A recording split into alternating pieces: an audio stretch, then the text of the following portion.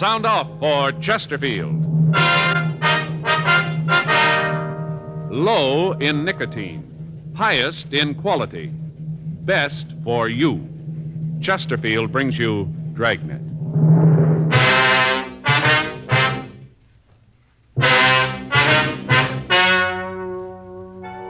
Ladies and gentlemen, the story you are about to hear is true.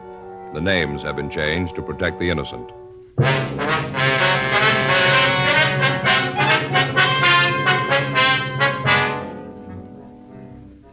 You're a detective sergeant. You're assigned to robbery detail. For the past 3 weeks, a lone thief has been victimizing stores and check-cashing agencies. You've got a description of the man, but so far you've failed to identify him. Your job? Get him.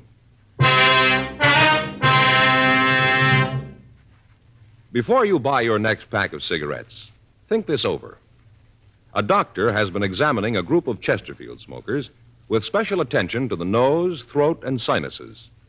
His latest report, after a full year and a half, says no adverse effects from smoking Chesterfield. Don't you want to try a cigarette with a record like this? Chesterfield, regular or king size, they're low in nicotine, highest in quality, best for you.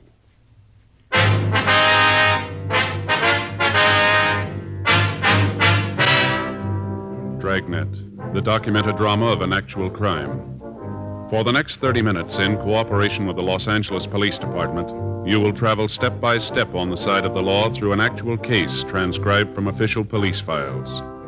From beginning to end, from crime to punishment, Dragnet is the story of your police force in action.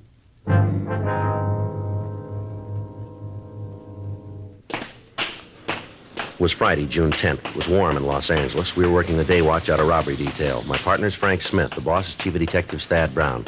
My name's Friday. We'd gotten a call that there'd been a holdup, and it was 10:36 a.m. when we got to the corner of Alvarado and Catalina Streets, the Harrison Check Cashing Agency. I'm sorry, you'll have to come back. We've had some trouble and we're not open for business. Come back in about an hour. Police officer, sir. Oh, well, where have you been? I was held up, held right up. Yes, sir. Yeah, fellows in the police car was here. They told me that you'd come out. Well, where have you been? It's taken you long enough. Didn't you use the siren? Yes, sir. We came out just as soon as we got the call. Just seems us taxpayers would get better service than that. Well, sir, the call just came in 4 minutes ago. Oh, well, all right then. Well, now let me tell you all about it. Yes, sir, if you would, please. Oh, you just bet I would. Well, now, first off, I had trouble sleeping last night. I knew right off it was going to be a bad day. I can always tell, when I've had a bad night, the next day's always a doozy. Did you give the officers in the radio car a description of the man who held you up? Yes, sir. I sure did. I gave it to them right off. Now, you're going to let me tell you all about the holdup? Yes, sir, if you go ahead, please. Well, I had a bad night. Real bad. I knew. Say, my name's Harrison. Abel Harrison. I don't think I got you a fellow's names. Oh, this is my partner, Frank Smith. My name's Friday. How do you do, glad to Harrison? know you, yeah. Darn fool next door kept pounding the typewriter all night. He never let up. Sir? The man next door, that's why I didn't get any sleep. Some crackpot trying to be a writer. Oh, it's an awful thing. All night long. Dit, ding, dit, ding. All night. Not a wink of sleep. Yes, sir. If you just tell us about the robbery, please. You ain't interested, huh? Well, no, sir, it isn't that. It's just that the more time we lose here, the harder it's going to be to apprehend the suspect. You can understand that. Oh, well, yeah. Now, maybe if you just answer some questions for us, it might be easier and possibly a little faster. Huh? Okay. Fire away. What time did the man come in? About 10:12. Was he alone? Yep. Did it look like there might have been anybody else with him? Nope. Do you know if he drove an automobile? Couldn't tell. I see. Well, would you tell us exactly what he said and what he did from the time that you first saw him? Came in, 10:12, had a gun, walked over to me, pointed the gun, told me to stick up. That the way you fellows want it? Oh, you just relax, Harrison, will you, and tell the story in your own words. I'm trying to do just that. Yes, sir. Maybe if I went slower, it'll be easier for you boys. All right, sir, you go right ahead. Well, he came in, stood around for a minute, then come over to the counter. I asked him if I could help him. Uh-huh. We cash checks, payroll checks. First off, I thought that's what he wanted, to cash a check. Wasn't, though. I asked him what he wanted, and he pulled out the gun, told me to keep quiet and hand him the money. Pointed the gun right at my heart, right here. My heart. Are you with me so far, boys? Yes, sir, go ahead. So I gave him the money, all there was in the drawer. I see, sir. About how much was taken, Mr. Harrison? About $1,500. He just took the paper money. He didn't want the silver. Had 2 paper bags. Looked like he'd carried his lunch in them. All kind of wrinkled, you know. Yes, sir. Had me put the money in them. Then he told me to lay down on the floor. Lay there and count to 100 by ones. Told me not to move until I'd finished. He said if I did, he'd come back and kill me. The way he told me, you knew he meant it. After that, he left. All right, sir. What if you can give us a description of the man? Sure, but already gave one to the other cops. Ain't that enough? We'd like to have you tell us, if you would, Mr. Harrison. Oh, them other fellows don't work with you, huh? Well, yes, sir, they do, but we'd just like you to describe the man to us. Well, what's the matter? Won't they tell you? Well, yes, Mr. Harrison, they'll tell us, but the questions they ask you are for getting out a broadcast. We have to fill out a report and try to get the man who did this. Oh. Seems like a pretty funny way to operate. Don't tell the other cops what's going on. How tall was the man, Harrison? Well, let's see. I'd say about 5 feet, maybe 8 to 10 inches. Mm-hmm. How much did he weigh, would you know? I'm just guessing, you Nosy. I'm not sure. Yes, sir, we understand. Well, I'd say he weighed maybe, 150, right around in there. How old was he, would you know? Maybe 25, 26. How about his coloring? Was he dark or light complected? No, dark. He had black hair, brown eyes, mean-looking eyes, like steel balls. Kind you pick up with vacuum cleaners. Steel, hard. Yes, sir. How was he dressed? Had a pair of Levi's on. Levi's in a blue shirt. He had a brown leather jacket on, too, one with a fur collar. Was he clean-shaven? Oh, yes. His face looked like he just had a shave. And a talcum powder on it. Do you wear glasses, sir? Yeah? What kind were they? I couldn't tell you, just glasses. Well, did they have metal or plastic frames? Or Oh, something? plastic, yes. Light, kind of tan plastic. Heavy, the kind that don't have the little curly things around the ears. Just big pieces that went over the top. Did the man touch anything with his hands? No, he didn't. The other officers asked me that, too. He didn't touch a thing. Was anybody else present at the time? No one else. I was the only one here. Well, did the man have any marks or scars that you noticed? No, leastways not that I saw. Was there anything unusual about him? Anything that might help us identify him? Well, that mustache should help. Sir? His mustache. I think it's funnier than a $3 bill. Looked like it to me. Well, I thought you said the man was clean-shaven. I did. All around the mustache. I didn't think he meant like that. He's probably clean-shaven under that, too. Sure looked phony to me. Why do you say that? It was red. He was dark. Had black hair, black eyebrows. Don't seem like he'd come up with a red mustache. Seem like it to you? It's hard to say, sir. Don't seem like it to me, not at all. I tell you something else. What's that, sir? I think them glasses was fake, too. Glass in them was funny, like it hadn't been ground, kind of flat. I think they was phony, just like the duster. Duster? Mustache. Red mustache with black hair. Phony. All right, sir. Thank you very much. And we'd like you to come down to the office and look at some other pictures, if you would, see if you can identify the man. Be glad to. Well, I'll not do it today, though. Why is that, sir? Well, I already told you had a picture of him down there. I'd probably miss him. It's been a real bad day for me. Well, tomorrow'll be better, though. Why is that, sir? Gonna get some sleep tonight. That's so? Bribed the landlady. Yeah? She let me in his room. I took it. What's that, sir? Ain't gonna do much typing without his ribbon, is he?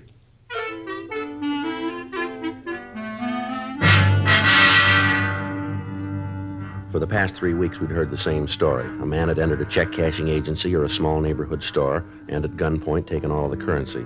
Each time, he'd hit just after the owner or the manager had come back from the bank. The descriptions we'd gotten in each theft was the same. Each of the victims looked over the mug books, but they were unable to identify the suspect. The stats office had made an M.O. run going back 10 years. The leads they turned up were run down, but they led us nowhere.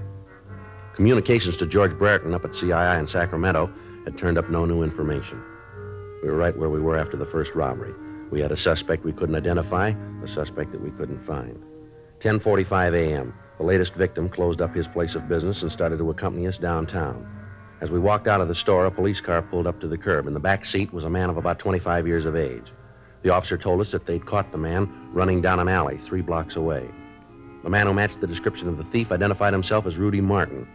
While the radio car officer stood by, we took the suspect over to our car to see Averill Harrison, the victim. Caught him already, huh? Is this the man who held you up, sir? Let me get out and take a good look. All right.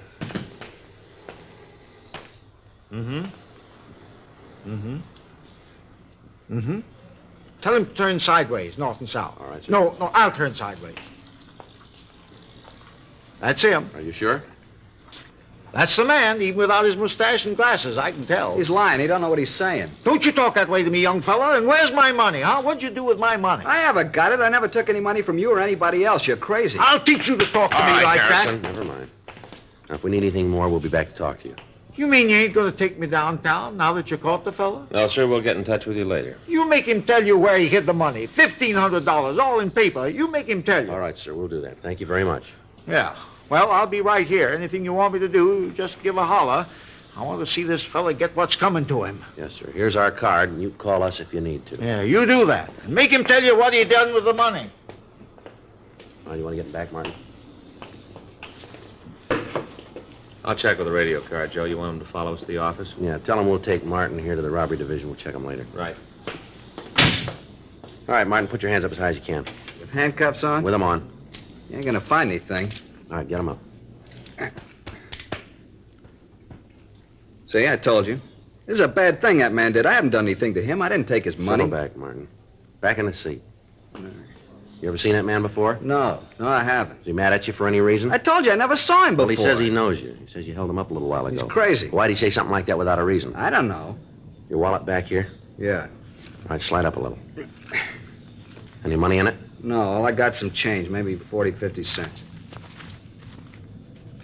Just a few cards there, and a couple of phone numbers, that's all. There's no money. Mm-hmm. Who's this? This Johnny Salvatore. He's a friend of mine.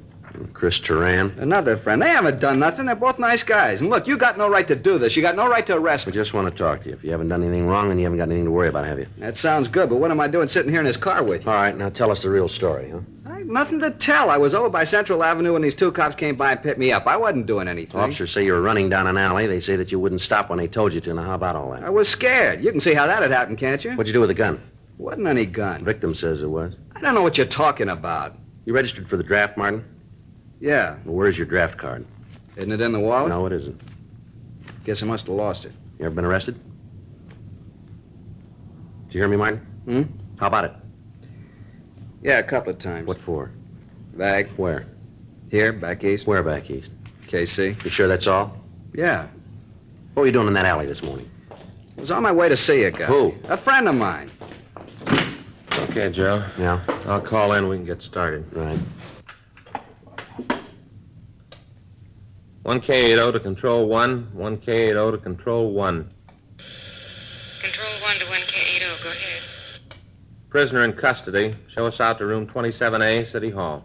KMA 367. Roger, 1K80, KMA 367. You all set? Yeah, let's go. Now, who's this friend you're going to see, Martin? You have to know that? We have to know. Chris Tarrant. What are we going to see him about? Job. He said he could line one up for him. Where do you live? Room and house down on Wall. All right, you want to tell us what you did with that money? What money? I don't know how to tell you any better. I didn't have anything to do with that guy. I don't know nothing about any robbery. I was on my way to see a friend about a job. A couple of cops picked me up. That's all there is to it, nothing more. If you think you can make this thing stick, then you go right ahead. I don't think you can. Well, we got a lot of time, Martin. So have I. I got nothing to do. Night's sleep and a couple of meals. That's what I stand to come up with. I got no problems. Go ahead, lock me up.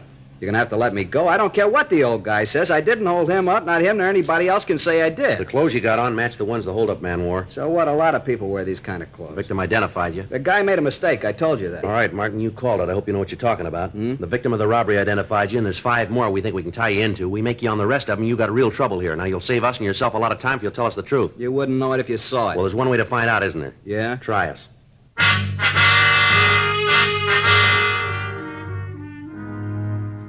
10:52 a.m. We took the suspect back to the city hall and we talked to him for over 3 hours.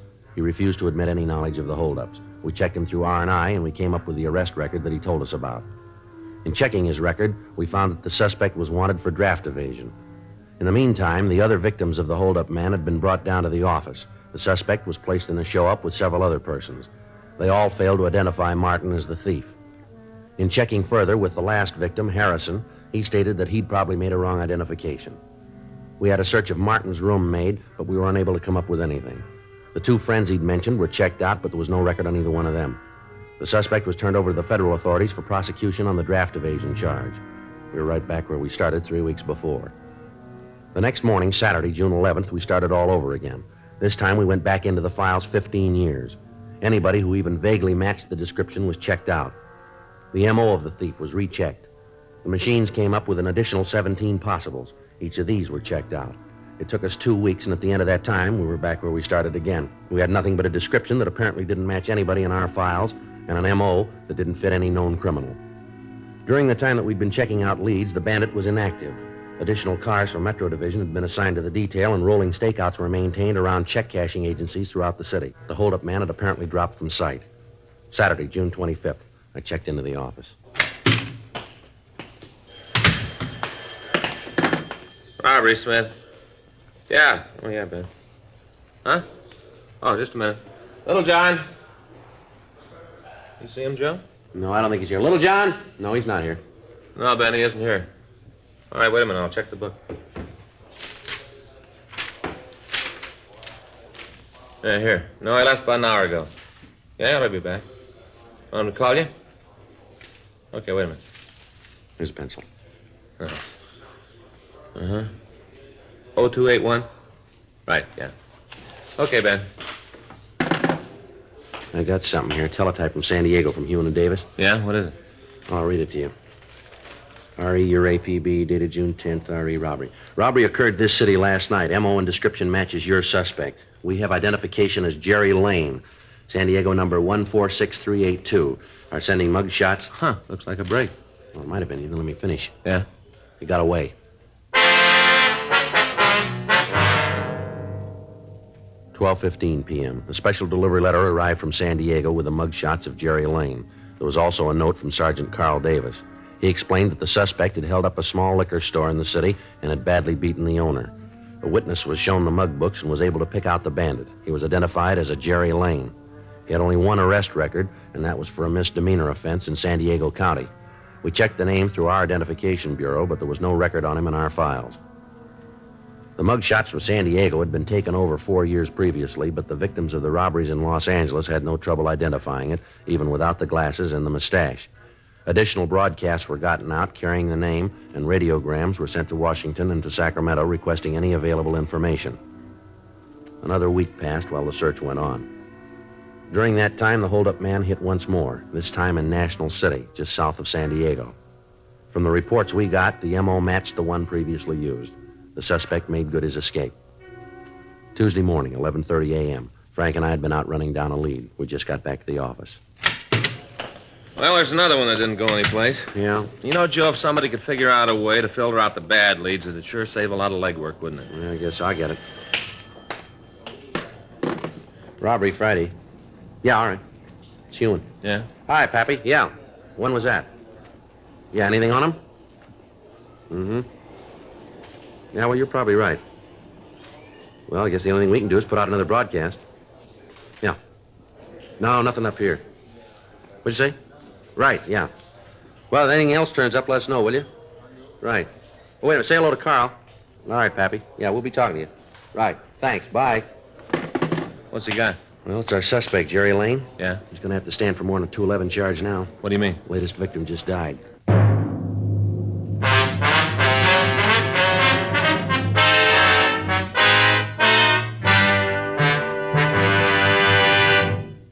You are listening to Dragnet, the authentic story of your police force in action. It's so satisfying to know that my Chesterfield is low in nicotine, highest in quality. Chesterfield, low in nicotine, highest in quality. A fact proved by chemical analyses of the country's 6 leading cigarette brands. And it's so satisfying to know that a doctor who has been making thorough examinations, especially of the nose, throat, and sinuses, reports no adverse effects from smoking Chesterfields. His report is a part of a program supervised by a responsible research laboratory and is based on thorough bi-monthly examinations of a group of Chesterfield smokers over a period of a year and a half. That's 18 full months now. Don't you want to smoke a cigarette with a record like this? Regular or king size. Chesterfield is low in nicotine, highest in quality. Best for me, best for you.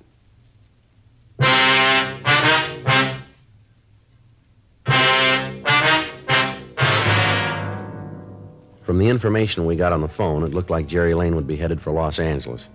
One of the witnesses to the latest robbery said that the suspect drove away in either a 1942 Plymouth or a Dodge Coupe. The color of the car was listed as either a dark blue or black. Descriptions of the car and of the suspect were printed up and distributed to all law enforcement agencies between Los Angeles and the Mexican border. Al Gayton from the San Diego department got in touch with the Mexican authorities, and a close check was kept on all cars crossing into Mexico.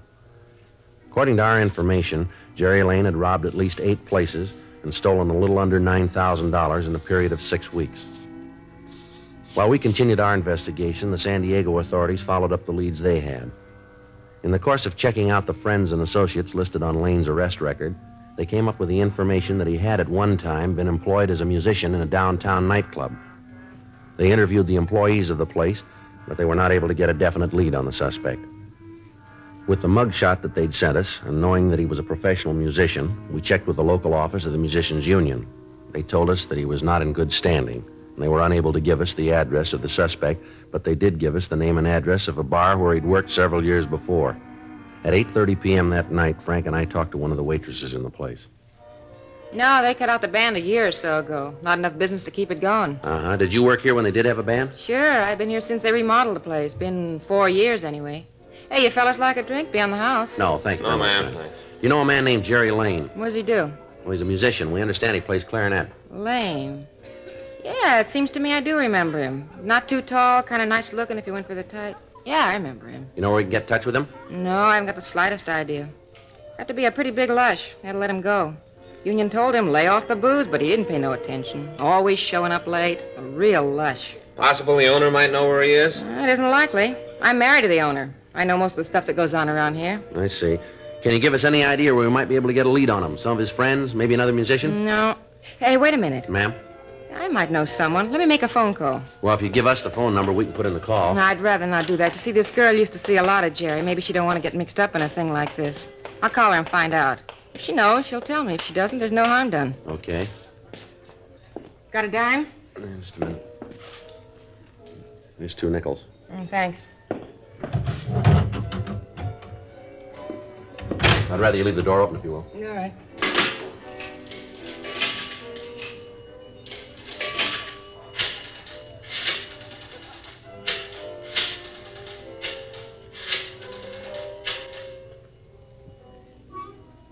Hello, may I speak to Betty Hodgen, please? Yeah. All right. They're calling her. Good. Nice girl. Never figured out what she saw in Jerry. Mm-hmm. Hello, Betty? Betty, this is Naomi. Just fine. You? Oh, yeah, he's fine. Say, Betty, I hate to bother you, but do you know where I can get in touch with Jerry Lane? Yeah. Uh-huh. Yeah, wait a minute. Have you got a pencil? Yeah. Here you go. Now, what's the address, Betty? Uh-huh. Yeah, I got it. No, it's nothing serious, no. No, business isn't that good. Yeah, we still got the piano. Sure, gonna keep it. All right. Well, thanks, Betty. You guys are in luck. Yes, ma'am? Here's the address. It's a club down on 6th. Mm-hmm. Betty says he's there almost every night. 9:42 p.m. We called the office and had another team of men sent out. We notified homicide detail that we'd picked up another lead, and they sent out a team of men to give us any help that we might need in apprehending the suspect. The address we'd been given was the Georgetown Club, a small place on West 6th Street. When we got there, the place was crowded, and the band was in the middle of the second set. We checked with one of the bartenders. Sure. That's Jerry playing clarinet. See? Gray suit. Yeah, does he work here? No, he shows up almost every night, sits in with the band. Union doesn't like it. They talk to the boss about it. He's trying to get the bum out of here. Cause a lot of trouble. That right? Sure. Always he comes in drunk or else he acts like he's high on dope. You want me to get him for you? Yeah, tell him there are a couple of friends who'd like to talk to him, will you? I'll do it right now. You don't want me to say you're cops? No, we don't. I didn't think so. Okay, I get it. Thank you. Some place they got here, huh? Yeah, sure is crowded, isn't it? Right. Better watch him. He's probably armed. Yeah, let's get him outside. It'd be easier to take there. Too many people here. Yeah, the bartender's got him now. All right. Now let's let him get outside before we move away. Right. Yeah, there he goes. Come on. Get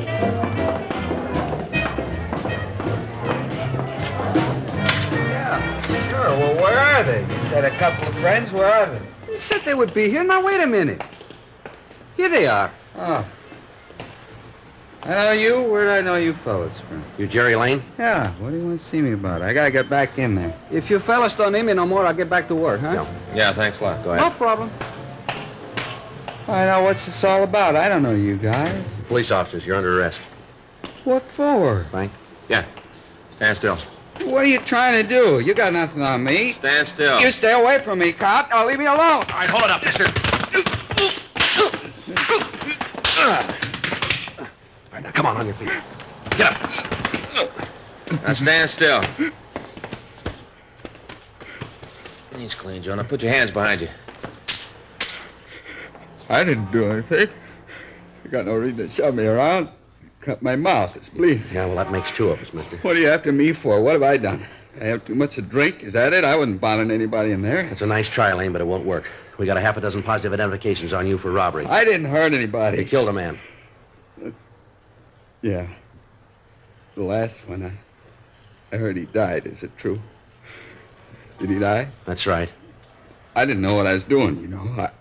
I wasn't responsible. I just didn't feel so good. It wasn't my fault. He wouldn't give me the money. I didn't know what I was doing. That's going to make a difference, isn't it? I didn't know what I was doing. I wouldn't know about that, Lane. That's going to be up to the jury, but you can bet on one thing. What's that? They'll know what they're doing.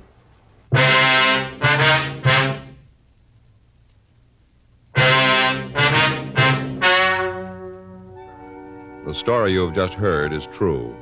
The names have been changed to protect the innocent. On December 17th, trial was held in Department 92, Superior Court of the State of California, in and for the County of Los Angeles. In a moment, the results of that trial.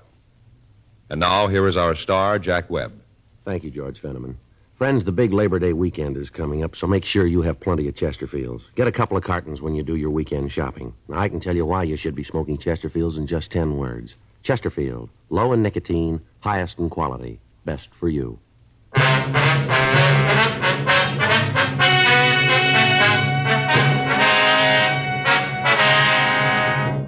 Gerald Carlisle Lane was tried and convicted of murder in the first degree and was executed in the lethal gas chamber at the state penitentiary, San Quentin, California.